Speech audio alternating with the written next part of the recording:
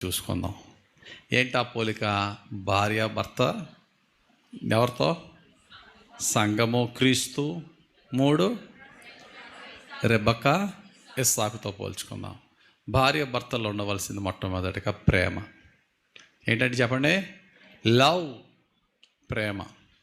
ఈ ప్రేమ కూడా ఎలా ఉండాలట? ఈ ప్రేమ కూడా ఎలా ఉండాలి? భర్తలారా మీ భార్యలను ప్రేమించండి. భర్తలందరికీ ఛాలెంజ్ ఇక్కడ, మనందరికీ భర్త అన్న ప్రతి ఒక్కరికి ఛాలెంజ్. ఎలాగా? నువ్వు నీ భార్యతో చేసే కాపురం, ఓ భార్య నీ భర్తతో నువ్వు చేసే కాపురం ఈ లోకానికి ఎలా కనబడాలంటే సంఘము క్రీస్తు మీలో కనబడాల. క్రీస్తు లాంటి ప్రేమ, క్రీస్తు లాంటి త్యాగము, క్రీస్తు లాంటి బాధ్యత నీ భార్య పట్ల ఉందా నీకు?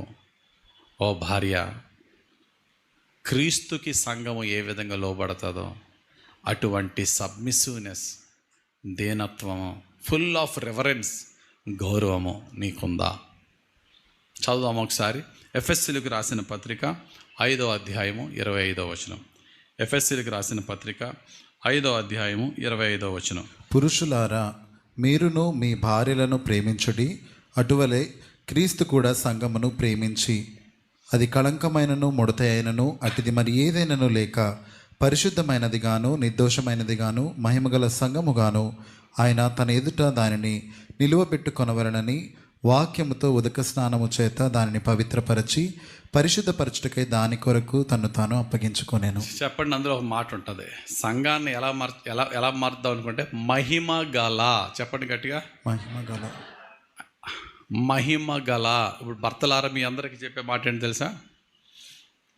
ఓ భర్త, నువ్వు నీ భార్య పక్కన నిలబడినప్పుడు నీ భార్యకి ఏం రావాలా? గ్లోరీ. అంటే పెద్ద ఇల్లు కొనేలా, పెద్ద కారు కొనేలా, వజ్రాల నెక్లెస్ అది కాదు మహిమ అంటే. నీ ప్రవర్తన, నీ క్యారెక్టర్, నీ కష్టార్జితం, నీ యథార్థత, నీ నీతి నీ భార్యకు గౌరవం తీసుకురావాలి. నువ్వు చేసే చిన్న అటెండర్ ఉద్యోగం అవ్వచ్చు, చిన్న గేట్ మ్యాన్ ఉద్యోగం అవ్వచ్చు, రోడ్లు తుడిసే పని అవ్వచ్చు, కప్పులు కడిగే హోటల్లో అడగవచ్చు. అందులో నీకున్న పేరు, నీ సిన్సియారిటీ ఉన్నది చూసావా, అది నీకు నీ భార్యకి ఎంతో మహిమని తీసుకొస్తుంది. నువ్వు ఎక్కడ చిన్న పని చేసినా ఆ పనిలో నీకున్న మంచి పేరు నీ భార్యకు గౌరవాన్ని తెస్తుంది. నిన్ను బట్టి గౌరవం తీసుకురావాలి. మహిమ గల సంఘముగా దేవుడు మార్చడానికి తన భార్య కొరకు ఎన్నో సాక్రిఫైజులు చేశాడు. సంఘం గురించి మనము కూడా మన భార్య నిమిత్తము